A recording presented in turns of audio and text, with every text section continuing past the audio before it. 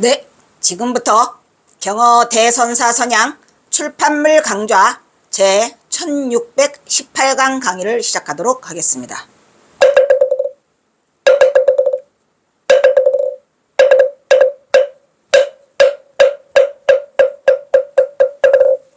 먼저 삼기의와 반야심경이 있겠습니다.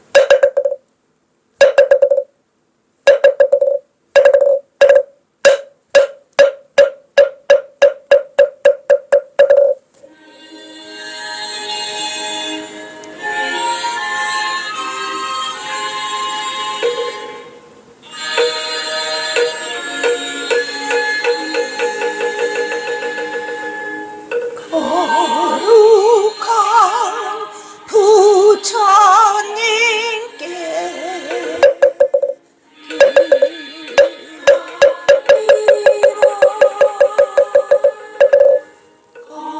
거룩한 가르침에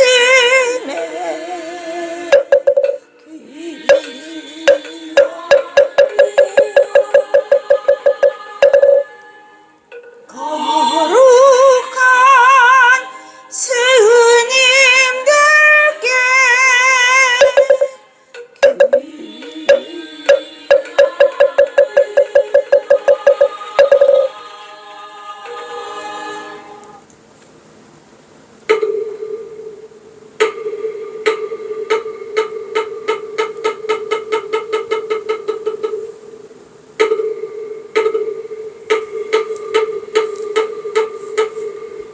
반야바라밀다심경 완자제보살이 깊은 반야바라밀다를 행할 때오 공한 것을 비추고 온갖 고통에서 건너는 이라 사리자여 세기공과 다르지 않고 공이색과 다르지 않으며 세기고 공이여 공이고 색이니 수상행식도 그러하니라 사리자여 모든 법은 공하여 나지도 멸하지도 않으며 더럽지도 깨끗하지도 않으며 늘지도 줄지도 않느니라 그러므로 공가운데는 색이 없고 수상행식도 없으며 아니비설신의도 없고 색성양 및 촉법도 없으며 눈의 경계도 의식의 경계까지도 없고 무명도 무명이 다함까지도 없으며 늙고 죽음도 늙고 죽음이 다함까지도 없고 고집멸도도 없으며 지혜도 어둠도 없느니라 얻을 것이 없는 까닭에 보살은 반야바라밀다를 의지함으로 마음에 걸림이 없고 걸림이 없으므로 두려움이 없어서 뒤바뀐 못된 생각을 멀리 떠나 완전한 열반에 들어가며 삼세의 모든 부처님도 반야바라밀다를 의지함으로 세상의 깨달음을 얻느니라 반야바라밀다는 가장 신비하고 밝은 주문이며 위없는 주문이며 무엇과도 견줄 수 없는 주문이니 온갖 괴로움을 없애고 진실하여 고마워하지 않음을 할지니라 이제 반야바라밀다 주를 말하리라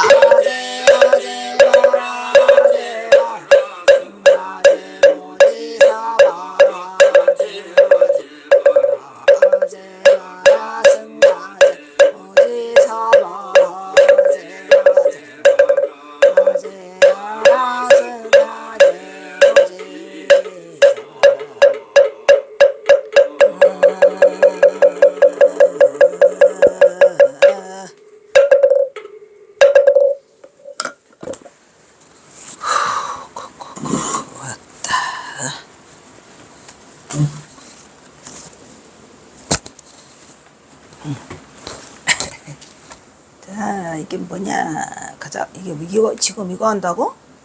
이거 아닌데. 안 움직이네. 386. 386.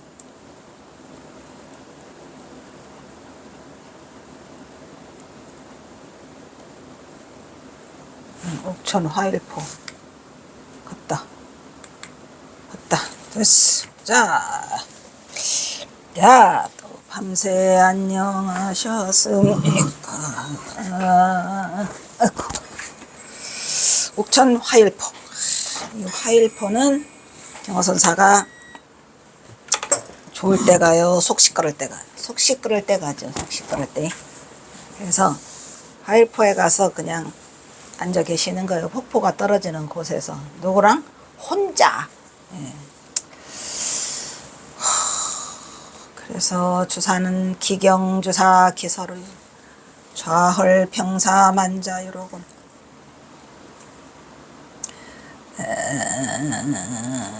산욕석고 참전리비여 수용 의대 광심유라. 또 있어? 또 있네. 청년낙란자 강촌석이여 상례 레찌야 수추로다. 라경림천 송리월에 응차 차성 모년유로다. 이렇게 하셔서 이제 화일포에 혼자 가셔가지고 그 저물어져 가는 석양을 바라보면서 경호선사가 하소연을 하는 뭐 그런 거죠. 7원 율시. 기경주사 기서로. 기 몇 번이야 이 말이야. 지나칠 경. 주사가 뭐죠? 주막집. 내가 주막집은 몇 번이나 지나쳤고 또 나는 몇 번이나 그 누각에 올라서 시를 썼는고 이런 얘기죠. 서로는 또 얼마인가. 내가 주사는 몇 번 지나쳤고 서로는 또 몇 번이나 지나쳤을까. 우리 경호선사가 주로 하시는 일이 이제 삼수갑산 가시기 전에는 주막집을 있으면 들리시고 거기에 누각에 올라가서 또 글을 쓰시고 이렇게 하셨다 이런 말이죠. 근데 지금은 서로도 아니고 주사도 아니다 이런 얘기예요. 몇 번이나 어디에 그럼 모래밭에 앉아 계세요. 모래밭. 그러니까 이제 그 폭포가 떨어지고 나면 그 주변에 모래밭이 있잖아요. 거기서 이렇게 퍼질러 앉아서 아무도 없는 가운데 혼자 주고받는 거죠. 좌헐 병사 만자유라. 좌 앉아. 헐 쉬다 이 말이에요. 쉴 헐자니까. 앉아서지 어디요? 평산하간이라고 하잖아. 평산하간. 기러기가 내려앉는 그 모래밭. 그러니까 우리가 명사심리라고 하는 것처럼 평산화가 아니라 평평한 모래밭에 앉아서 뭐를 해? 자기 스스로의 유유자적함을 느끼고 있다 이런 얘기인데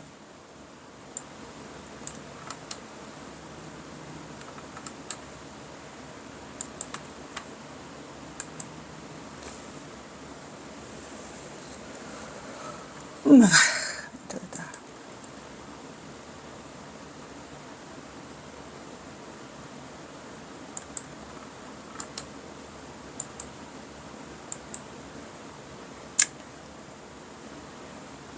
여기 만자가 이제 뭐냐면 이제 삼수변이 붙어 있어 가지고 뭐예요? 첫 번째는 질펀하게 앉아 있단 말이에요. 질펀하게 퍼질러 앉아 있다 이런 말이죠. 그리고 멀다, 유언하다 그런 뜻이 있는데 스스로가 질펀하게 앉아서 아득하게 바라보고 있다. 유유자적한다고 하는 것은 이 유자가 경어선사가 쓰는 경우는 두 가지. 아득하다는 유자로 하나 써먹을 때가 있고 내 스스로가 유유자적하다라는 두 가지로 써요. 하나는 유유자적, 하나는 멀고도 멀다, 아득할 유 이렇게 두 가지를 쓰는데 자주 쓰시는 말씀이에요. 근데 여기서는 뭐냐면 모래밭에 질펀하게 앉아서 이런 얘기죠. 이 만자는 질펀할 만자가 되겠죠. 질펀하게 퍼질러 앉아서 내 스스로 그 유유자적하고 있다, 편안한 척하고 있다 이런 말이죠. 산욕 솟고 참전리벼. 산은 뭐뭐 하고자 해대. 높고 그 절벽이 높고자 한단 말이야. 그러니까 산이 뭐 스스로가 자기가 높고자 하겠습니까? 굉장히 높아 보인다 이런 얘기지. 절벽이 높아 보이고 참 이렇게 참수한다 그러잖아요. 전립 그 절벽이 착착착착 깎아지른 절벽이다 이런 얘기. 산은 높고자 하고 절벽은 깎아지른 절벽으로 서 있고자 하더라. 그러니까 그 지금 옥천 화일포의 풍경을 말하는 거죠. 산이 높이 솟아있고 절벽은 깎아지러 있더라. 근데 나는 모래밭에 퍼질러 앉아서 스스로 유유자적한 척하고 있더라. 이런 얘기요. 앞에는 주막집은 몇 번이나 들렸고 서로는 몇 번인데 오늘은 서로도 아니고 누각도 아니고 주막집도 아니고 어디더라. 응? 평사더라. 평사. 평평하게 있는 그 모래밭에 질펀하게 앉아있더라 이런 얘기죠. 수용어대 광심유로구나. 수는 뭐야? 아까 산은 높고 깎아지르려고 하고 물은 수용하고 있어. 뭐를? 고기를 고기를 수용하고 있는데 큰 물고기, 큰 고기가 광심류 아주 광대하고 깊은 곳으로 흘러가고자 한다 이런 얘기지. 그러니까 지금 폭포 밑에가 그 물줄기가 작다 크다, 물줄기가 크고 깊다라는 것을 말해주고 있고 산은 높고 절벽은 깎아질렀다 라는 것을 지금 대조를 해가면서 산욕, 수용 이렇게 두 가지를 하고 있어요. 여기서도 재밌는 게 뭐냐면 산은 욕심을 내고자 있고 물은 수용하고자 있다 이런 얘기죠. 대단한 이게 말이에요. 이게 경어선사가 그 식구 하나하나에 이 굉장한 그거를 써놓고 있어요. 그러니까 산은 욕심내고 있고 물은 수용하고 있다라는 두 가지를 대조해서 쓴다는 것도 참 재밌죠. 그 다음에 뭐 청년난자 강종석이요. 청년 푸른 연기가 어지러움을 지어서 강초는 석양을 이르다. 그러니까 푸른 연기가 어지러이 온다는 얘기는 뭐예요? 강촌마을에 석양이 졌더라. 푸른 연기 어지러이 저문 석양 강마을을 덮어버렸다. 지어버렸으니까. 연대 상례르치 야수추로구나. 상자는 이게 서늘할 상자니까 스쳐가는 서늘한 바람이 불어오는데 들판에는 벌써 가을의 숲이 있는 것처럼 가을나무가 있는 것처럼 들판에는 스치더라. 그러니까 무슨 말이죠? 들판에 숲에 스치는 바람이 서늘해. 그러고 보니까 이게 벌써 가을 냄새가 나는 맑은 바람이 불어오더라. 이런 얘기죠. 상래 맑은 바람 벌써 가을이네. 그러니까 이게 이제 가을에 경어선사는 말씀드렸지만 좀 추위를 많이 타요. 그래가지고 그냥 여름에 좀 서늘하면은 벌써 가을인가 보다 이렇게 생각하실 정도로 그거는 이제 너무나 일을 많이 하셔가지고 몸이 날창날창해요. 그냥 뼈만 남았죠 항상은. 그래서 들판서 스치는 서늘하고 맑은 바람 벌써 가을이로구나. 라경 림천 속리오리여. 라경 떨어지는 그림자, 떨어지는 그림자 속에 림천 숲속에 있는 샘물에 떨어지는 그림자가 뭐를 비추고 있어? 속리산의 달빛이더라 이런 얘기죠. 그러니까 이 산 이름은 지금 뭐더라? 속리산이더라. 속리산의 그 그림자가 숲속 샘물에 비치면서 떨어지고 있는 달빛으로 보이더라. 그러니까 이미 아까는 석양이라 그랬잖아요. 여기 석양을 덮었다고 했는데 조금 있으니까 달이 떠올랐다 이런 얘기예요. 시간의 흐름을 말해주고 있죠. 경산을 한번 앉으시면 끝장을 봐요. 해가 지고 석양이 지고 달이 떠오를 때까지 그런 경우가 많지요. 시 속에 속리산의 달빛이 들어있더라. 응차 차서 모년유요. 응당 이 차자는 슬플 차자라고도 했는데 지난번에 이게 나를자가 아니고 입구자를 써야 돼요. 슬프게 애석하게 여긴다 이런 말이에요. 차석은 뭐예요? 차석이 이 중석자예요. 석가모니 제자들은 전부 다 석시문중이라고 하잖아요. 경어선사가 이 중이 이런 얘기야. 경어스님이 이름이 석경어가 있을까요? 없을까요? 있어요. 경어선사도 자기 자신 사인할 때 석경어라고 써요. 송경어라고 쓰지 않고 석경어라고 쓰시고 차석이는 이중이 이런 얘기예요. 저문회를 보내면서 떠돌고 있는 것을 슬퍼하노라 이 말이에요. 이게 슬퍼할 차자니까 슬퍼하더라 애석해 하더라. 얼마나 이게 안타까운지. 이 시는 1903년 또 한 해가 저물어 가니까 혼자 오셔가지고 이제 내가 삼수갑산으로 가야 한다 하면서 저문회를 바라보고 응당 이런 얘기예요. 응당 당연히 이 저문회를 보내며 이 충이 늙음하게 슬프게 여기노라 라고 해서 슬프 차자를 쓰셨어요. 슬픈 시죠. 빨리 가자. 이 시는 어느 가을날 속리산을 찾은 경호가 고소에서의 20년의 세월 동안 자신의 뜻을 펴지 못하고 할 일 없이 늙어가는 서글픈 마음을 시로울픈 자신의 쓸쓸한 감정을 싣고 있는 서정적인 정서를 보이고 있다. 그래도 내가 이것은 전봉 얘기가 안 나오잖아요. 그동안 이곳에서 주사는 몇 번이고 서로는 또 얼마였던가. 이것은 그동안의 세월 동안 자신의 시간을 되돌아보고 있는데 여기서 주사는 술자리를 가지는 술집을 말하고 서로는 서재로 쓰거나 수액을 넣어두는 다락을 말하는 거다 말이에요. 서재. 서로. 근데 이제 여기서 말하면 여기서 서로는 이제 몇 번 들렀다고 하니까 누각을 말하는 거예요. 누각. 거기 가면은 응당 이걸 쓰니까 자신이 술과 서책으로 종종 이곳을 지다 시간을 보내야 했음을 의미하고 있더라. 지금은 충청도 공주를 가로지르는 금강. 강 이름은 금강이고 아까 산 이름은 속리산이고 두 가지예요. 금강을 가로지르는 금강의 강가 모래밭에 펑퍼짐하게 앉아서 스스로 유유자적을 즐기고 하는 척하고 있는 거죠. 유유자적. 자기 스스로 유유자적을 하고 있는 척을 하고 있더라 이런 얘기죠. 눈앞에 펼쳐진 큰 산은 높아서 깎아지는 절벽으로 우뚝 서 있고 강물은 거슬러 오르는 듯 넓은 큰 물고기들이 깊은 데로 유유히 흘러가고 있더라. 어느덧 해는 서산의 이 강 이름은 금강. 해는 서산에 뒤언니어 기울어 여기저기서 이런 저녁 짓는 마을의 굴뚝에 푸른 연기만이 어지러이 저문 강마을을 덮었더라 이런 거지. 그러니까 해가 뒤언니어 지니까 각 마을마다 집집마다 푸른 연기가 흘러나오더라 이런 얘기죠. 밥 짓는 어느덧 들판숲 지치는 서늘한 바람은 벌써 가을을 재촉하듯 서늘함을 느끼게 하는구나. 때맞춰 순푸레한 숲속 샘물에 떨어지는 그림자 속리산의 달빛을 보니 이 산 그림자가 이렇게 쫙 지면은 굉장히 새카맣게 보여요. 그러니까 이 숲속에 뭐가 있었다, 샘물이 있었다 이런 얘기죠. 그런데 그러는 가운데 달빛이 또 달이 또 둥실둥실 떠올라. 무심하게 흘러가 버린 지난 세월 속에 이 중이 늙어가게 서글프게 여기노라. 근데 이거를 썼을 당시에는 이거 박사는 문거야. 그대로 이제 따온 건데 이때는 전봉준이 안 나타나서 경호선사가 삼수갑산을 왜 가시는지는 모르겠지만 삼수갑산 가시려고 하니까 속상해서 이거를 썼다라고 생각을 했는데 그게 아니고 전봉준 동학농민 다 쫄딱 망하고 모든 일이 서글퍼서 이거를 쓰셨더라고. 속상하죠. 쓸쓸한 탄식을 홀로 태워내고 있다. 아니 생각을 해보세요. 왜 경호선사는 홀로 여기 와서 이 탄식을 쏟아내는가. 경호선사가 무슨 뭐 쫄짱부가 아닌 이상은 사람들이 무슨 뭐 마종이니 악마니 뭐 해가지고 그 소리 때문에 삐져서 그게 아니고 우리는 그 이유를 몰랐었죠. 제가 이거를 쓸 때만 해도 모르니까 전봉준을 언급할 수가 없었어요. 박사논문 쓰고 나와서도 언급을 못했죠.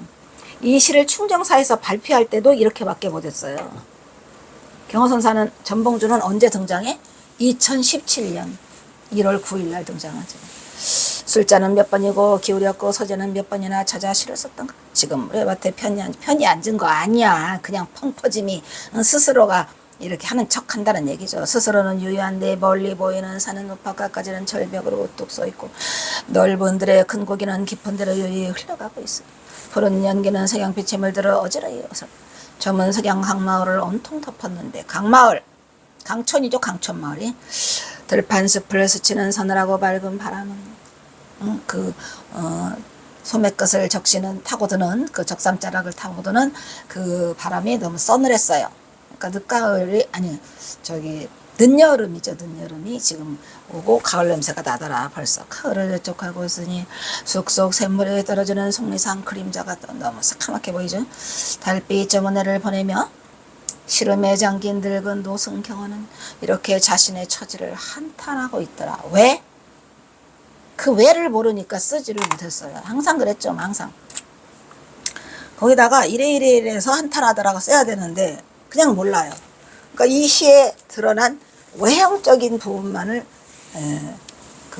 살피고 지나갈 뿐이지, 진짜 왜 경허선사는 속리산 거기 가가지고 화일포에 앉아서 이 짓을 하느냐 라고 하는 걸 몰랐다가 지금은 뭐 샅샅들이 알으니까. 그러니까 이제 경허선사는 이제 전봉준 보내고 그 세상의 허무함을 깨닫고, 또 전옥년도 또 혼사시키고, 혼사 안 시켰다. 그냥 전옥년은 10월 달에 시키니까, 그죠? 가을에 시키니까 안 시켰고, 요거는 이제 7월 달쯤 된 거기 때문에 혼자 스스로 고민을 하고 있는 거죠.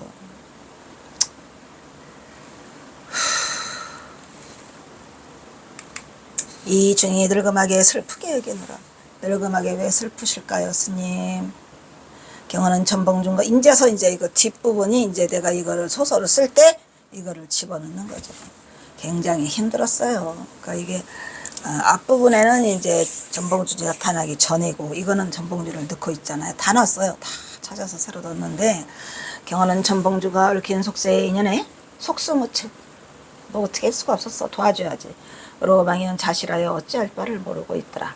차석이라 하면은 경허선사 자신을 말하는 것으로 자신의 성을 버려 석경호라고 하죠. 석시로 부르고 있다. 그것은 스님들의 성이 모두 석시인 까닭은 모두가 석가모니의 제자임을 나타내는 말로 출가한 승려들은 모두 석시야. 석가라는 말은 인도의 부족명으로서 샤카족이죠. 샤카족이 인도말로 샤카족의 한자의 표기이고, 무니는 성자를 말하는 거예요. 무니죠. 원래는 무니, 샤카무니. 이 한자 표기로 석가모니에서 석자만을 따서 석시승을 쓴 거고, 무니는 샤카족의 성자다 이런 얘기죠. 무니는 성자라는 뜻이 있어요. 에휴, 이러한 역사가 언제서부터냐면 중국에서 석도한 스님이 나는 석시로 하겠다라고 하면서 전부 따라서 제자들이 전부 석시가 된 거예요. 중국 동진 시대에 고승 석도한 스님의 제안에 의해서 쓰기 시작하였으니, 오늘날 경어는 석시임을 자처하고 있고 나는 중이다. 그리고 나는 석경어다라는 것을 말해주고 있는 거죠. 자, 그 다음에 또 하나 지나가요. 네? 제6부 제19편 역적으로 일본 경찰의 추적을 피해 제181장 몸을 감추고 숨을 곳이 없더라. 몸을 감추고 숨을 곳이 없어요. 그래서 결국은 경호선사는 세상에 드러나기만 하면 막 생불이니 뭐니 해갖고 막 더 드러나니까, 있잖아요. 어촌이나 동촌 뭐 어디 숨을 곳이 없으려면은 숨으면 숨을수록 더 그것이 이름이 막 더 높아지니까 그게 두렵다고 했는데, 결국 경허선사가 숨은 것은 비안도 하고 고금당하고 이렇게 두 군데 에서 숨어 계셨죠.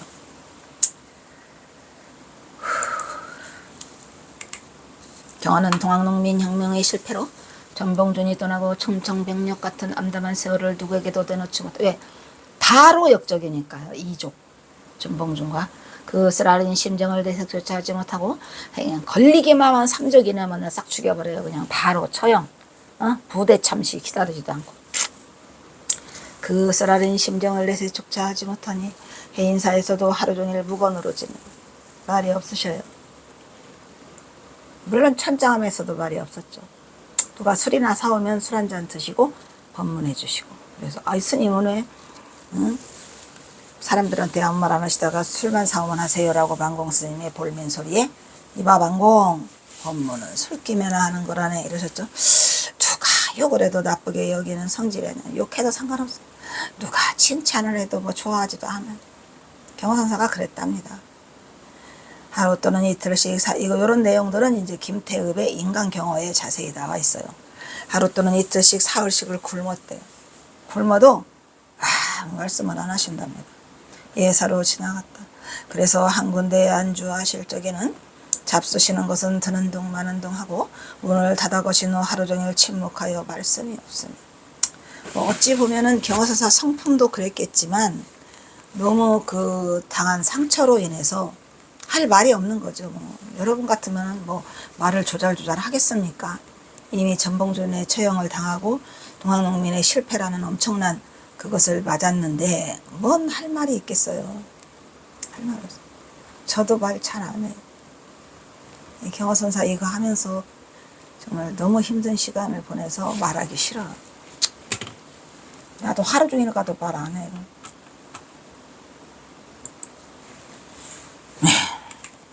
사람을 만나는 것을 싫어했던 것이다. 경호의 부모가 부척 장신 거구에 힘이 천하장사의 우렁찬 사자의 목소리의 소유자임에도 말이 없어. 근데 그 심사는 오죽했으랴. 말하면 말하겠어요.